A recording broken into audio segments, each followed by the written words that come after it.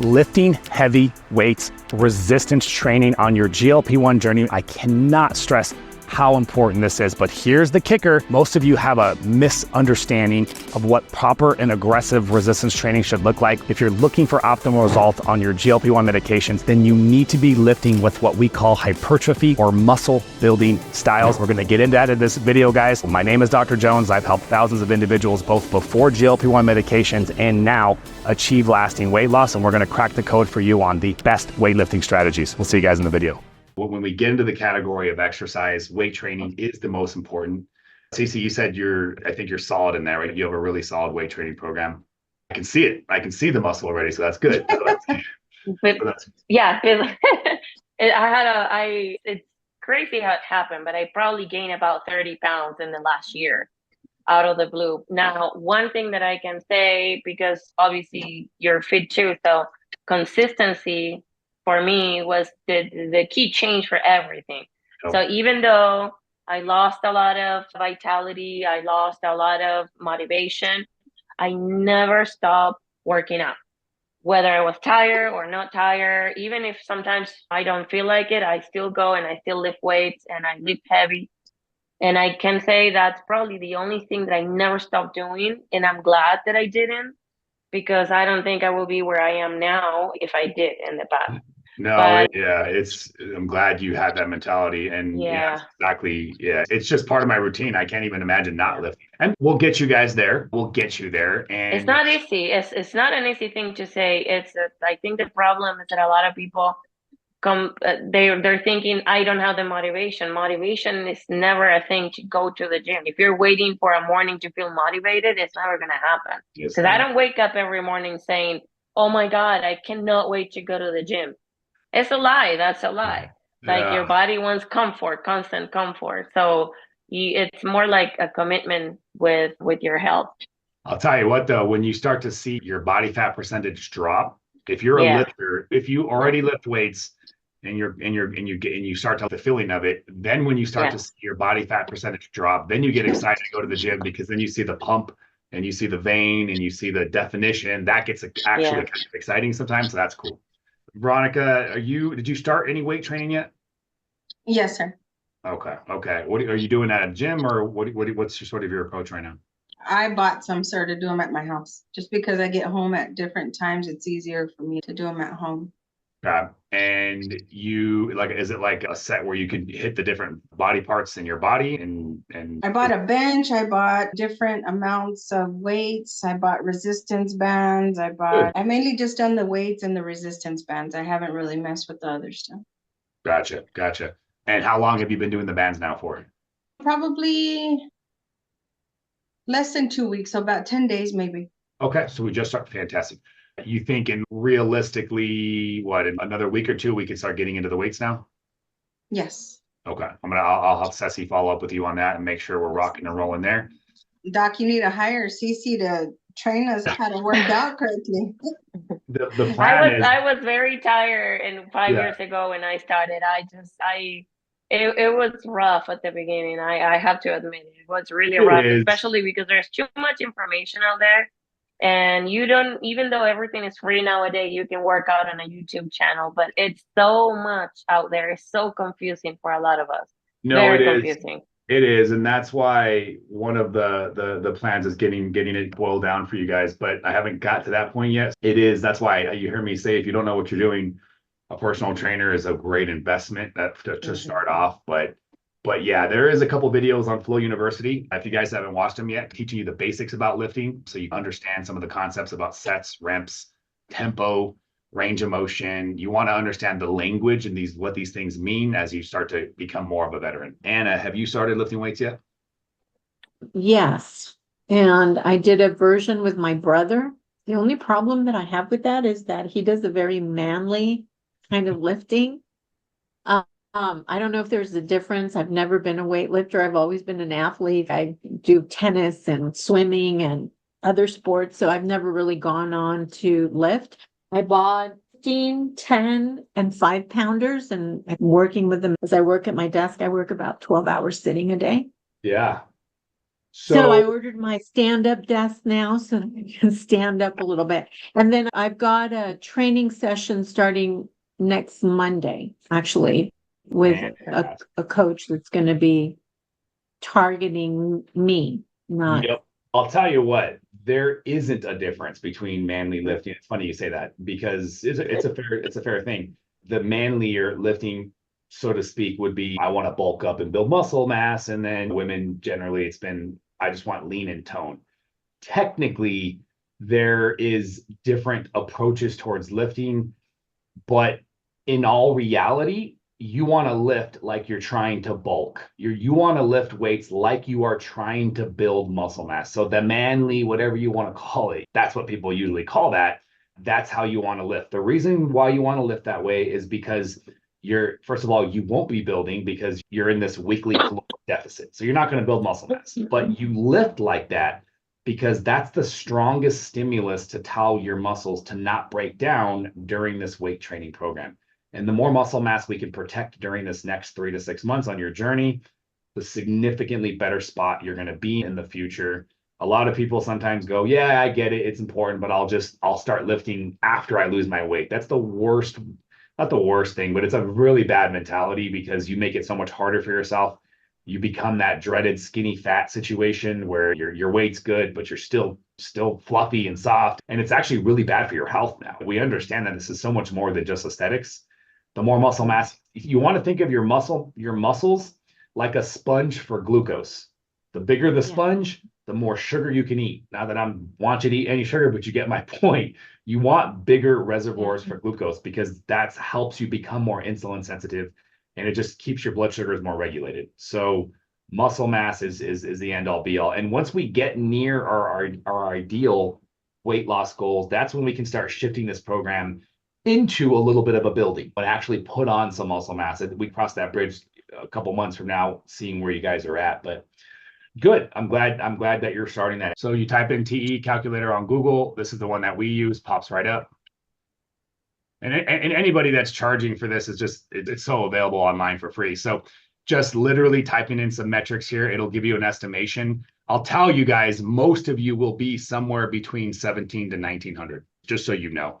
And you might not get that high, even though it says that. So keep that in mind too. We're gonna be the final determining factor for you. So I'm just curious, do we base the calories on the weight we want to be or the weight we are currently? weight you are currently. But also keep in mind too that while you guys certainly can count your calories meticulously every day if you want, and that would give you a huge advantage, it's just not sustainable for 99% of people. So that's why we're doing this program without the necessity of continual counting of calories, other than, as you read, I do like people to do it if they've never done it before, or if it's been years, for a couple of weeks to gain some of that experience. And after you've done it for a couple of weeks, you do have that calorie counting intuition that I want you guys to have so that you can have a good estimation here and there. And that's all we need to do. Once you're in the actual main stage, which is 48-hour fasting, the other days, I rather you overshoot, like overshoot 2000, 2100 is totally fine, because this is what we're doing with the body is we're creating this alteration between fasting and feasting. Now, not feasting in the concept of a cheat day, but more just ensuring we're getting enough calories so that those days the body doesn't detect any sort of deficit, because you just did a long 48-hour fast. That's the premise. That's how we get the maximal results. That's how we get the weekly deficit of calories that we need to continue to lose weight. We get all the hormetic benefits of fasting, and we try not to get back into a plateau. That's like the big premise here. So, yes. I'm still shooting for 70% of that to be protein and fat, right? I would say yes. And of that bucket, most of the calories are coming from fat. But yes, you want to have your protein be somewhere around, at the most, 1 gram per pound of body weight per day, right? 150, 160, 170 grams for most of you guys is going to be great, and probably a little bit more than you need, but still, I would rather you overshoot your protein needs. I have a And that's question. going to go down as we lose weight. It is, but you are overshooting it anyways. So the body's going to use the amount of protein that it needs, and the rest of it will get converted to energy via gluconeogenesis. We're overshooting just to ensure that we're adequate. But yes, in theory, you weigh less. you need less protein, but not in this program because it's supposed to be representative of how much muscle mass you have in your body. Your muscle mass should not be depleting if you're doing the things right in this program. We should be maintaining muscle mass. Fantastic. Cece. My question is, when we calculate the protein intake, you're talking about 1 gram of protein per body weight. The body weight, is it our targeted body weight or our current body weight? It's a range, right? So somewhere in between. The big takeaway is it's loose. It does not need to be so specific, so methodical. Anywhere between that range is totally fine. Okay. A little extra, totally fine. So a little under, not totally fine. You know what I mean? Mhm. So that's where you start losing more muscle mass. So that's why I Yeah. overshoot it by saying target weight and current weight. Most people will say target weight, or most people will say 0.7 times current weight, right? All these different formulas are putting you around the same thing. Cool. Okay, Cece, do you know roughly how many calories do you think you eat per day? Right now I'm at 1350. Yeah, right now. But I did 1500, about 1550. I went up to 1700 before. But for some reason I just was not losing any fat and I got really frustrated. So I went down to 1350 to see if that worked. But they found out that I have hypothyroidism about 2 months ago. So I've been in T4, T3 compound for about a month and a half. So my T3 is starting to show improvement, but still very slow. So I'm just I don't know. It's really frustrating, to be honest. That's the reason why I'm doing this. Yeah, for sure. How many weeks do you think you've been eating that low for the 1300? Oh, probably 2 weeks. Okay, and then before that, it was around 15? 15, I did 1700, 15, and now 1350. Yeah, you might be a little annoyed by this, but let's go back up. I think we could probably do 1 week in your case, just because you haven't stayed that long, we could probably do this real quickly. I would say if you did 15 for the first week and then maybe 1800 for the second week. And what this is going to do alongside your thyroid, it's going to allow your thyroid hormone that you've already been taking to actually work. Because if you go back into starvation mode with the thyroid, what ends up happening is the body creates that reverse T3, which blocks it, and we don't want that. So we want to get that thyroid as optimized as possible, especially because you already started the hormone. I think 2 weeks, you should be good.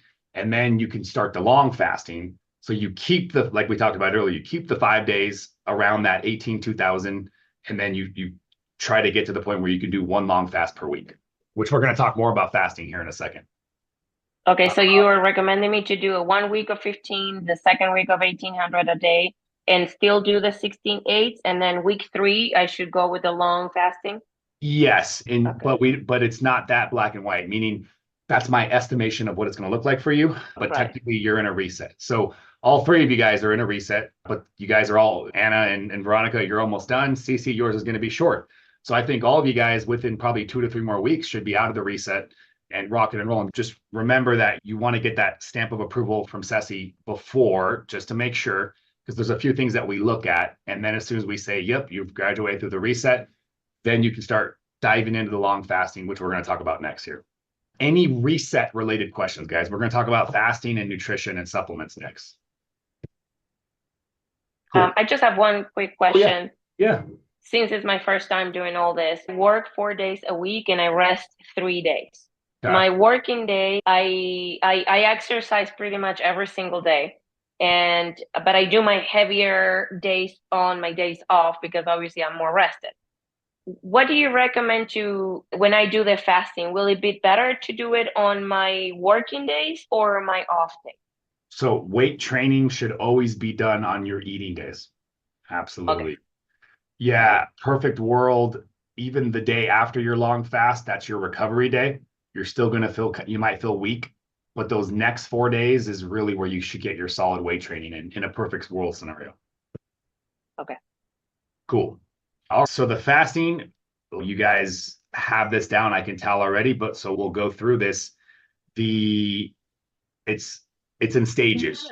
You guys are all doing intermittent. So boom, you're going to get out of the reset. You can go straight into either stage 2, or if you feel like you can go straight to stage 3, go for it. It's really up to you, right? Even if you go for 48 and you don't You can't do it your first time. That's okay. You know what I mean? So just progress yourself. It'll get easier and easier week by week. But the goal is get to the point where you can do the 48. You have the tirzepatide, you have the AOD. We're going to talk more about the other appetite suppressing supplements, but you have a couple tools to be able to help you make it as easy as possible. Once you can get beyond the smaller fasting, if you are doing the smaller fasting, we'll put this on silence. Once you are doing the 24 hours, you can do those twice in a week. That's like the stepping stone to the long one. But once you are able to go to bed, since dinner the night before, you wake up in the morning, that's that flow stage where you're 34 hours. Between 34 to 48, you're only going to do that one time per week, increasing week by week till you can get to 48. And then obviously when you're breaking your long fast, essentially just eating easy to digest food over that 24-hour period. Bone broth is my favorite way to break your long fast.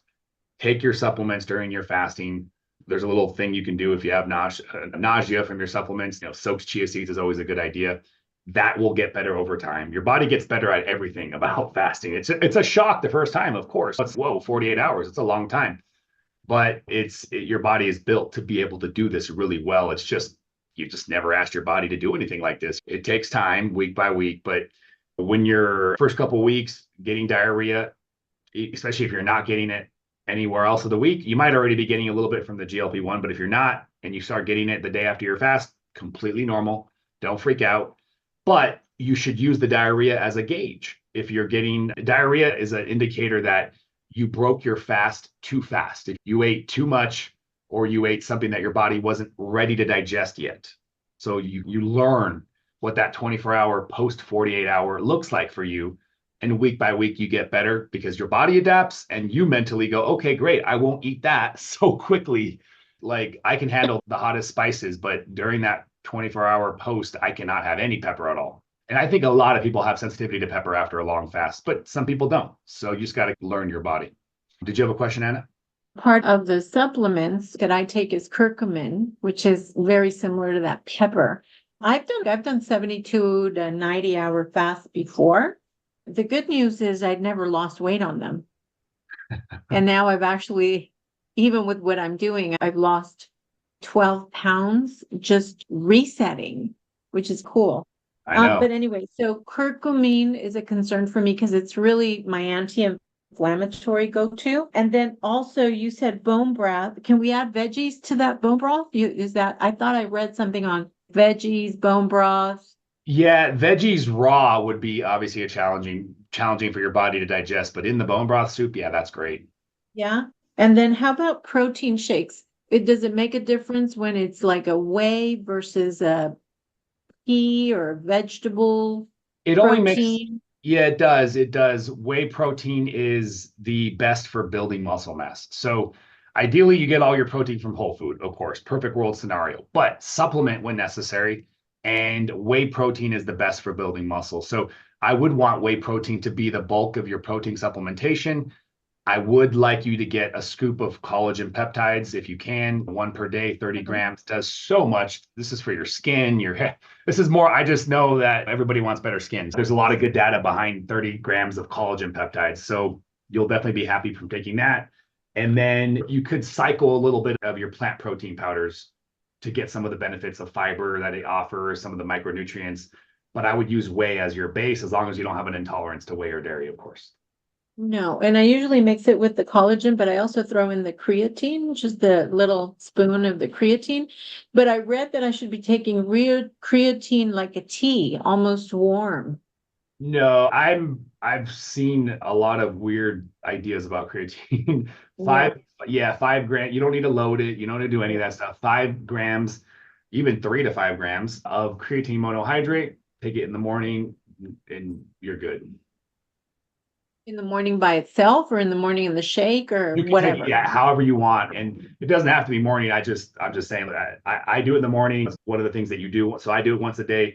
I haven't made it for you guys required yet, but honestly, I'm probably going to, just as I see more and more data behind creatine. I really like it and it's cheap and it helps with strength training. So yeah, 5 grams as any time of the day, but AM is a good time to take it. So if you're watching these clips from my coaching calls and wishing you can be part of the team, I'll put a link in the description, but we have thousands of individuals who are kicking ass using microdose intermittent use protocols and implementing sustainable lifestyle strategies, guys. Click that link, fill out your information. Now, back to the show. Okay, And so stay away from a lot of fats when breaking a fast, because if it's already has that propensity to give diarrhea, we don't want to stimulate it with more fats, right? yeah, so heavy fats, even though that's the basis of my approach, after the long fast, it's tougher because fats are just harder to digest, right? It requires a lot of bile. And so the lighter on the fats during just that post long fast breaking area, then you're fine to get back into heavy fats. Cool. Okay, so we were on the fasting topic. So we're through the reset. You're pushing yourself through 24 hours. You're getting into the long fast. You're doing that once per week. We talked about breaking the fast, so we're good there. Any questions on fasting before I move on to nutrition? Okay, cool. The nutrition, we can keep this much more simple than many individuals like to make diet out to be. We just got to go on this anti-processed food approach. 90% of the time, we want to reduce our consumption of processed foods. And that's why I like Paleo Mediterranean, great categories. We just want to go keto, a keto version of it for the first 2 to 4 months. And we talked already about our adequate protein goals within that framework too as well. And it's that simple. We don't need to make diet any more complicated. If your body is, certain individuals might have to go more strict. For example, certain people with celiac disease, certain autoimmune conditions, we'll know that your body is indicating this because you won't be losing weight, that you won't be feeling good. So keep that in mind. Let us know if you're noticing symptoms beyond just the feeling better from the tirzepatides. I don't want to make you guys go on a super crazy restrictive diet if we don't have to, obviously, because that's really challenging. You could always eliminate gluten if you want to, just for your own sake. Gluten is, unfortunately, from a Western medicine perspective, they think about gluten as only if you have celiac disease, but that's so not true. So many people are reacting non-celiac reactions to gluten. So it's worth a test if your mindset is, I want to do this. But if it sounds stressful, you don't have an autoimmune disease, I wouldn't make you do that just because it's challenging to go on a gluten-free diet. So take that for what it is. Does anybody here have an autoimmune disease going on presently? I don't know. Yeah, okay. I'm still waiting on my antibodies test. I took it today, so it should be ready in 2 or 3 days. But so far, I never had issues with gluten. Yeah, and sometimes it's safe to say you would know if you have an autoimmune. Sometimes you don't know if it's brand new. Either way, it's good if you don't know already, so we don't have to worry about it. Okay, cool. So we know how to eat now around the fasting windows. Again, I'm going to say this again. When you're 48-hour fasting, the biggest mistake people make in this program, because tirzepatide is working so good, right? You're not going to be hungry enough on those 5 days to automatically eat the 2,000 calories, generically 1,800, 2,000, whatever that number is. So just remember, while you're on tirzepatide, you might have to put in some additional conscious effort to ensure you're eating enough. And that's why the calorie counting experiment is nice, because it gives you a good visual representation of what that should look like. Can we add chicken to the bone broth soup? Yeah, absolutely. Okay. Yep. Yeah. First couple of weeks, you may notice that even that's rough. Try it though. But absolutely, after a couple more weeks, you'll notice that you probably will be able to add that. But try it your first time if you want. Just do a lighter amount and see how your body responds. Digestive enzymes, guys, are go ahead. No. I was just gonna say digestive enzymes are a good add-on in general throughout GLP-1 medication dose. A lot of people don't talk about digestive enzymes, but very helpful. And especially when you're breaking the fast, digestive enzymes can be helpful as well. So, cool. So supplements, there's so many supplements out there and it's challenging it's really easy to get overwhelmed. So I broke it down to like the bare bones minimum.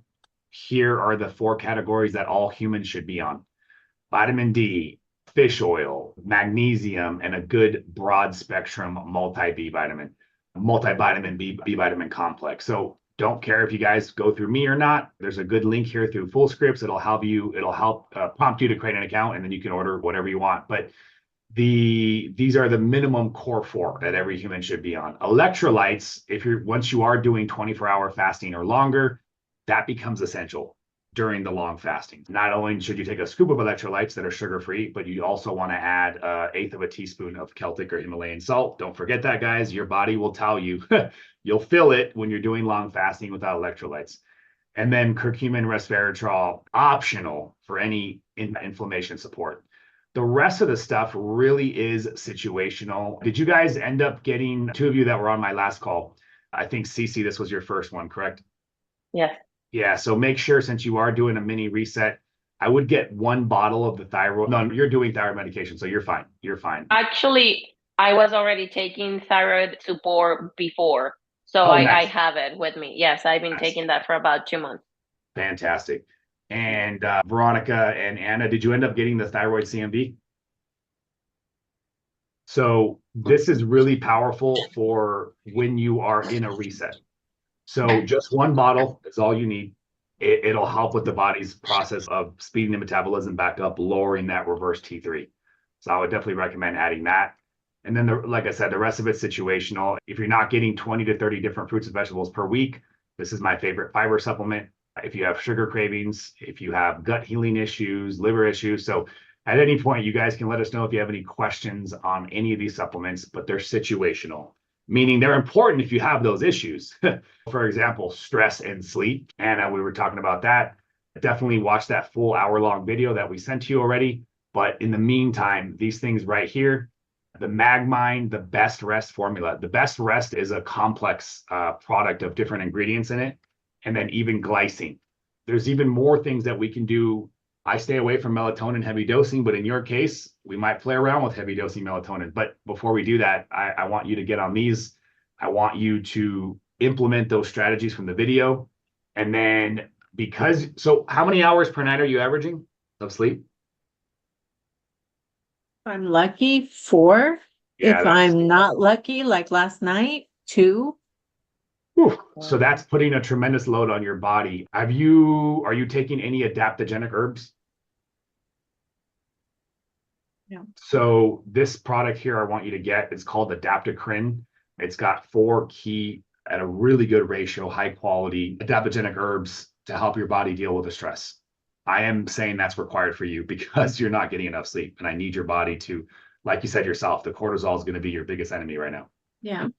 I have a question about fiber? Can we just go back? I have diverticulosis. Diverticulitis? Diverticulosis or losis. I Yeah. just got itis last week because I noticed the inflammation. It was probably because I haven't had as many bowel movements as I used to have. So that's okay, right? It doesn't have those little seeds in there that are gonna, for me, it'll cause me cramping.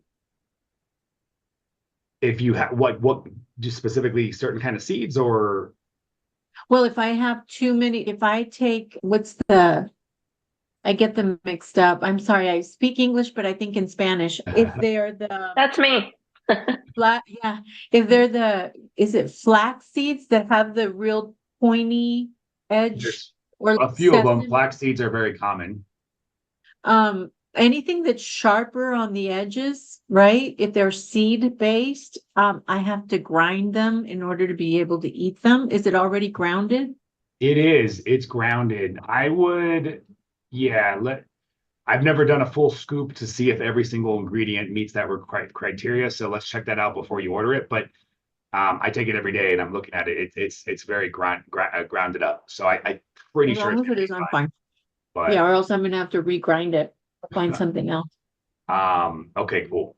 And then the only other supplements, guys, is the appetite suppressing supplements. So right below that, this is the Unimate, the Balance, the Calo Curb. These are additional appetite suppressants that you can use on the fly, meaning like during a 24-hour fast, 36-hour fast, you're really struggling, you can't inject more medication, don't do that. So you can lean on the appetite suppressing supplements. I like the favorites, Unicity, and look, they'll come in handy because there's multiple ways to use them, so you won't waste them. You can use them situationally, like we talked about. Some people use them full dose, meaning every day, because they're trying to stay on a lower dose of the medication.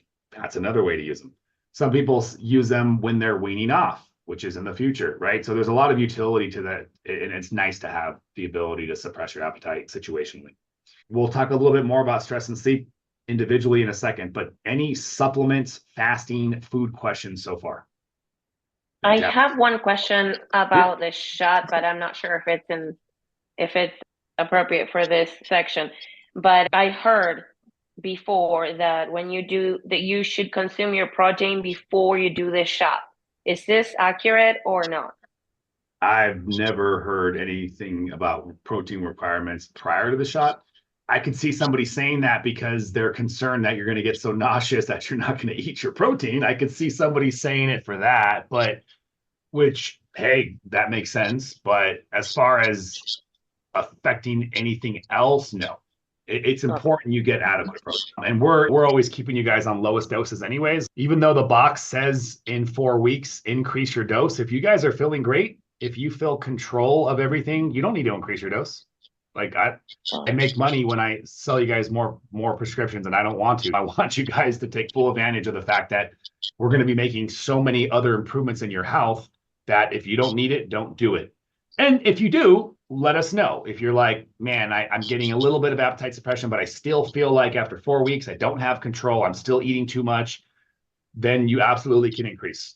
And you don't necessarily have to go straight to 50, even though the box says that. We have to write something on the label, right? But you can go from 25 to 35 to 40. So you have some options to play around with. Doc, I have a question. Yes. So that Unicity, I looked into it. There's 2 people I follow on TikTok, and I looked into the program, which I don't mind paying the $150, but they want to set me up on a monthly kind of thing. I know. And I asked about their I asked about their fiber, and she didn't want to talk about that. Her main thing was to sell me the Unicity product, the 2 Balance and the tea. Was it Shannon? Some Meg. Oh, okay. Yeah, I hate the company. But I love the product. So one day I'm going to get my own version made. I've already started looking into it, but because they're charging way too much. It's how those companies work. They're phenomenal product, but you're paying 5 salespeople above you. I hate that. No, the Balance is good for appetite suppression, but yes, they make their most money when you're on the recurring. You absolutely do not need to do the recurring unless, like I said earlier, you're using it every day plus a low dose of tirzepatide. Okay, fine, then go for it. You save a little bit of money if you're on the recurring thing. But if you're using it like most of my warriors, which is situationally, just buy a box or 2 and then turn off the auto ship, and just, even if you pay a little bit more per order, that makes more sense. That's what I was going to ask you, because I don't know if you remember, I'm on the 15 milligram, and I don't have appetite suppression like most normal people do. So that was my question to you is that the best way for me to get appetite? Which I'm not eating. I've learned to control what I eat and when I eat, but still I would like that. There's 2 approaches, right? And I know we talked a little bit about this before, about whether or not you should try to take a break and reset from the medication and then restart, or were you thinking you wanted to stay on and then are you willing to take a break knowing you might gain weight from the benefit of resensitizing to the medication so that we can work back up and feel it, right? That's the benefit. But if you decide to do that, then you might gain weight, right, in the beginning of the process. If it's either we go down that path or we try to add more appetite suppressing supplements right now and approach it that way. So there is no, I don't have crystal ball to know for sure what's the best path. Taking a break and resetting is definitely ideal for so many reasons. But if you told me mentally, let's just say hypothetically, you were like, if I gained 10 pounds, I would go crazy. Some people, it might. Then I would say, let's not do that. You know what I mean? I would have to get your full cooperation and agreement that you wouldn't be upset if that happened. But truthfully, for your body, if you're not feeling anything on that high of a dose, you burnt out those receptors. And burnt out doesn't mean permanent damage. It just means they've been hit so hard, with that dose, it's not working. Now, just to confirm, you were feeling the appetite suppression at some point before in the past, right? There has been times that I will feel it. I think the first time I ever felt somewhat of it was like when I hit 10. But because I didn't have any weight loss is the reason the doctor pushed me up, of course. But my plan is to stay this is my first month on 15. So I plan to do maybe 1 more and then wean myself off. Yeah. Maybe a month or 2 on each, and then be down maybe to 5. It's tough. It's tough. Everybody is going to react the way they react. It's a much easier when you're on 2.55 to just stop, right? In your case, definitely wean 1 to 2 weeks, each kind of bracket, 15, 10, 5, 2.5. I would take your time with it. And then absolutely in your case, I would plan on adding as much of the appetite suppressing. Now that we're establishing this, I don't think situational is going to make sense for you. I think you're going to need as much appetite suppression as possible. So keep that in the back of your mind. You have multiple options there, and you don't have to spend the big bucks necessarily for Unicity, although you might need all of them. So you have Unicity, you have Cali Curb. Have you ever had any smoking addictions or anything like that? Have I ever smoked? I did years back when I was younger. The only reason I ask is nicotine gum is really powerful and really cheap, but generally the only contraindication would be is if you smoked before and you've quit, we don't want to turn back on any sort of nicotine addiction. So if that's not an option, fat bombs can be an aid to help you guys with appetite. So a fat bomb is basically any 150, 200 calories of pure fat, ideally coconut oil, MCT oil, macadamia nuts. You could do some soaked chia seeds with some sort of extra fat on it. Like using fat bombs like that to help suppress your appetite during a tough fast can be very beneficial as well. And so I think for you, we're going to have to find whatever combination, especially since you are planning on weaning off. Ceci's going to make sure we have that notated, and I would say in your case, you're already you're in the reset, you're starting to increase your calories. It's really up to you on when you want to try your first decrease of dose. Just let us know when you want to start that. And then that way we can keep track of that throughout your coaching. And then Ceci will check in on you. We definitely want to know how you're feeling as you start to decrease that dose. Okay, I'll do that. Thank you. I just wanted to make sure that while I'm weaning myself off, that I just had something to help me with that appetite suppression, just so I don't fall back. For sure. Okay. So the stress and sleep, guys, it's so vitally important. If you're not getting 7 to 9 hours of quality sleep, most humans need to get that. I know, Anna, we've already talked about that. Veronica, CC, how's your sleep? I have no problem. I fall asleep before I touch the pillow. That's how my fiance is. I'll be looking at her and she's already asleep. I'm like, what? Yeah, yeah, exactly. Crazy. I thought I used to sleep fast. 20 minutes, within 20 minutes is actually pretty good. I just watch her and it's like you just said, it's like instant. How about you, Veronica? How's your sleep? I've been doing a lot better. I have self-diagnosed ADHD. I think I run 2 businesses and I stretch out pretty thin. So at night, my mind is just, I've learned a way to bring it down. And I'm getting an average of 7, mostly about 7 hours a night. On the weekends, sometimes I'll do 9. That's not bad. That's not bad. Generally, that's not bad at all. How's your energy levels during the day? Mine? I take the Lipo B injections and Lipo C. If I don't have those, then I will be pretty drained. One of our businesses works at night. Sometimes I get calls in the middle of the night that I have to get up to. So, gotcha. I would say definitely, even though you're getting that much, yeah, it sounds like you're really working your body right now. It sounds like you're working a lot. I would actually add those same stress herbs that I was telling Anna about earlier, the adaptogenic herbs. I think that's going to help your body tolerate the extra stress that you're in. There's a lot of crossover between stress and sleep, guys. Veronica, I would focus more on the stress side, I think, more so than the sleep side. Continue making sure you continue to get the good sleep you're getting, but the stress side, so the adaptogenic herbs are a great add-on, and then implementing some sort of stress management technique. Have you done anything yet? Have you added anything like 5 minutes to your bedtime routine or your morning routine? I do. And one of the things that I do to distress myself in the evening is I get on the vibration plate, and it helps quite a bit. I've done like breathing techniques, and that's how I'm able to sleep, because months back, I would sleep like 3 to 5 hours a night. Yeah, so good. So you notice an improvement. Yeah, yes. If it's working, keep it up. But yeah, breath work and just paying attention to your breathing can make a huge difference. If you guys enjoyed watching this video, then you guys are going to want to check this one out. I take a deep dive into fasting and overall lasting weight loss strategies utilizing these GLP-1 medications in the best format, microdosing intermittent usage. Check that out, guys. We'll see you later.